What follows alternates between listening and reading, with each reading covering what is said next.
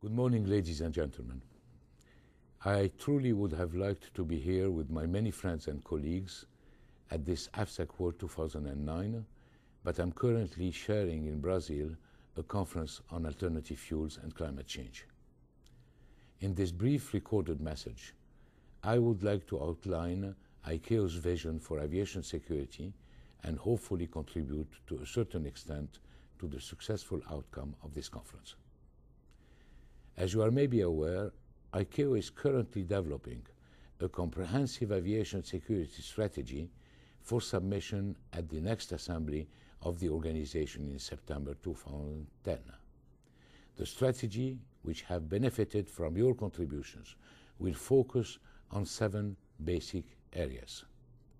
First, we need to be more proactive in identifying potential and emerging threats to civil aviation. Among them are unconventional terrorist attacks on airports and aircraft, cyber attacks on aviation systems, including air traffic management facilities, and threats concerning general and other forms of aviation. This aspect of aviation security will be incorporated into the next amendment to Annex 17, expected in March of next year.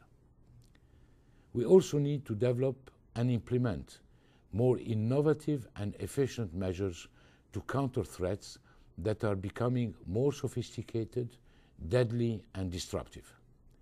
Technology is clearly the most likely source of countermeasures, but it can be expensive and sometimes is not available.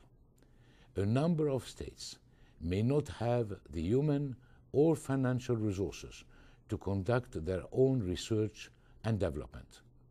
To address this shortcoming, we should promote a greater exchange of information on technological advances.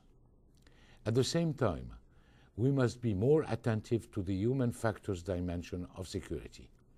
This is often underrated because the contribution of human factors on acts of unlawful interference is not always well understood or managed. In reality, human factors are closely associated with a large proportion of security failures.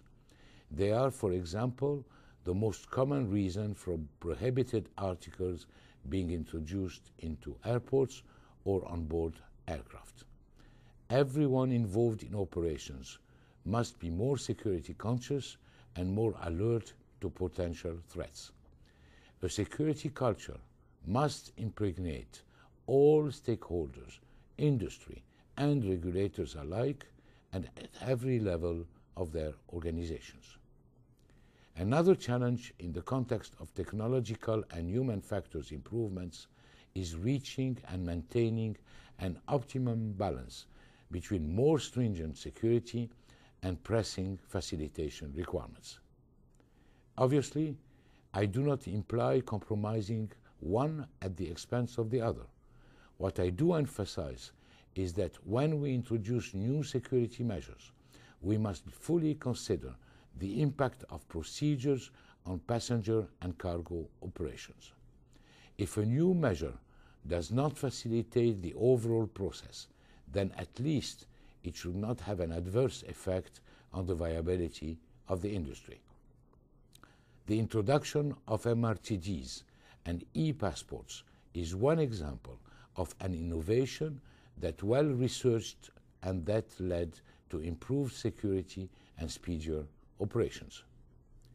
In line with this focus on analysis and research, ICAO is looking into the possibility of moving towards a continuous monitoring approach for its security audit program, much in the way it is doing with the safety audit program. This could improve the availability of time-sensitive information and also improve response time. Concurrently, we should provide more support to states requiring assistance in the implementation of action plans to correct deficiencies identified through the security audits. In support of this, international cooperation must be expanded. Again, I stress the sharing of information including audit reports, information on threats, and best practices, as well as the pooling of resources and expertise. This promotes greater harmonization in the implementation of security measures and procedures. It can also assist in mutual recognition of aviation security measures between states and potentially the development of one-stop security agreements. Finally, all of us have to do a better job at emphasizing the critical importance of security among states, stakeholders, and yes, within ICAO. This may somewhat look redundant with some of my earlier comments, but it needs to be reinforced. Effective communications are essential in every aspect of our business, and security is certainly no exception. Ladies and gentlemen, those of you who know me understand how committed I am to aviation security. As Secretary General of ICAO, I intend to create a security branch that will have the resources needed to better support states in the implementation of aviation security programs and activities worldwide. I also intend to strengthen the regional offices of ICAO so as to accelerate global harmonization of security measures. All of this implies a higher degree of cooperation and coordination among all stakeholders at the national, regional, and international levels. This is what this meeting can reinforce as a message, that we are all in this together, governments and the industry, and together we will succeed in making the world a safer and more secure place. I wish you a more successful AVSEC World 2009 and look forward to participating to your next year's event.